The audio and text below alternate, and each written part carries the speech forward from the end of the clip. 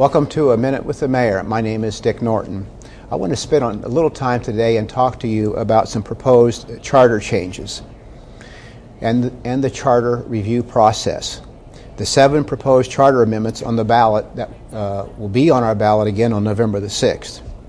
On November 6th, voters in Green will have several issues to vote on related to the proposed charter amendments. These are issues 12 through 17. These are amendments proposed by the 5-person Charter Review Commission and approved by City Council. Issue 18 is a petition initiative, in other words, an individual petitioned for a charter amendment to be on the ballot, and that person obtained the required number of signatures from voters so that it could be placed on the ballot. So before I discuss each of these issues, I wanted to share a bit about the charter review and the City Charter of Green. First, the charter is the governing document of the city, much like the U.S. or Ohio Constitution. It can only be amended by the voters. Every 7 years, the city is required by charter to review the charter. This is why there are 7 ballot issues. The Charter Review Commission is appointed by the mayor and approved by City Council. The Charter Commission met several times between February and June of this year to review the charter before presenting them to City Council. Then Council approved the proposed changes to the charter so that they could be placed on the ballot in November. Again, before these changes can be accepted, voters must approve them. Let's start with issue 12. This is an amendment to extend the term limit of the mayor from 2 consecutive 4-year terms to 3 consecutive 4-year terms. A yes vote means you are voting to change the term limit to 3 consecutive terms for the office of mayor. A no vote means you wish to keep the current term limits to 2 consecutive 4-year terms. The next issue is issue 13. This issue further clarifies how the charter will define full-time as it relates to the position of mayor.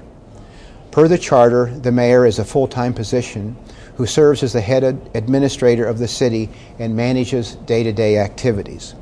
This amendment would make it a requirement for the mayor to serve full-time during normal business hours. This amendment is not prohibiting the mayor to hold another job. It is just requiring city business to be conducted during normal business hours.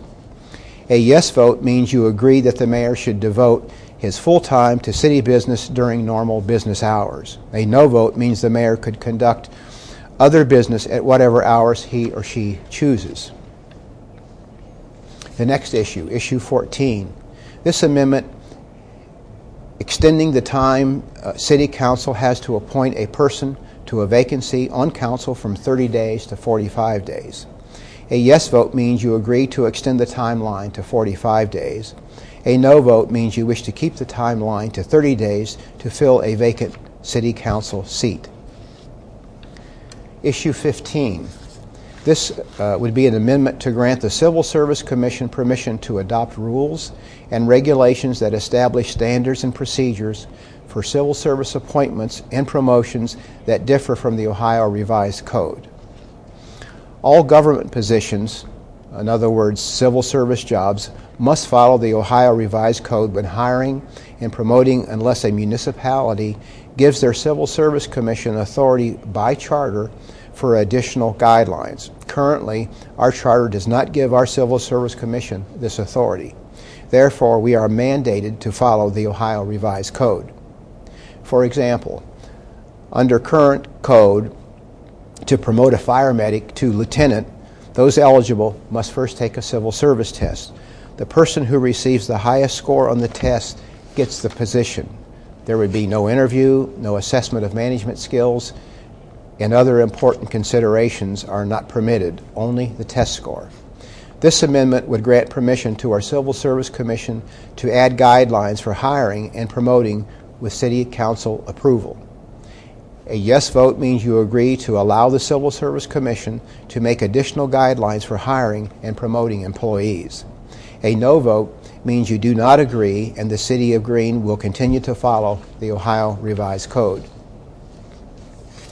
Issue 16. This amendment relates to permitting our Parks and Recreation Division to use 15% Of the 7% of the income tax revenue the Parks Division receives annually to be used for special events and programming.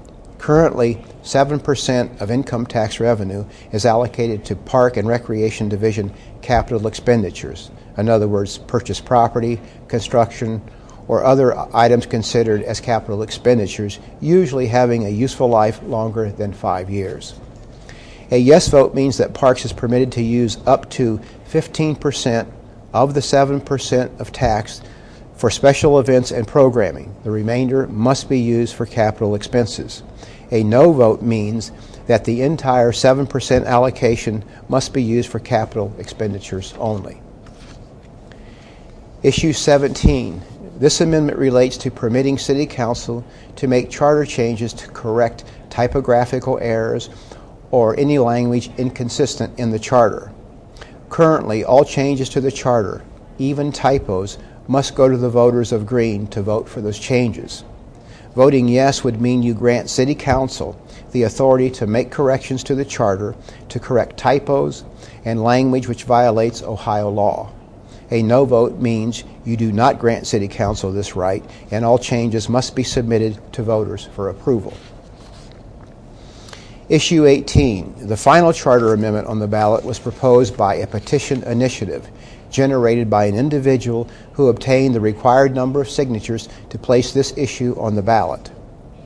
This amendment would prohibit any casino, gaming, or game of chance establishment to operate within the City of Green, with the exception for nonprofit or charitable purposes.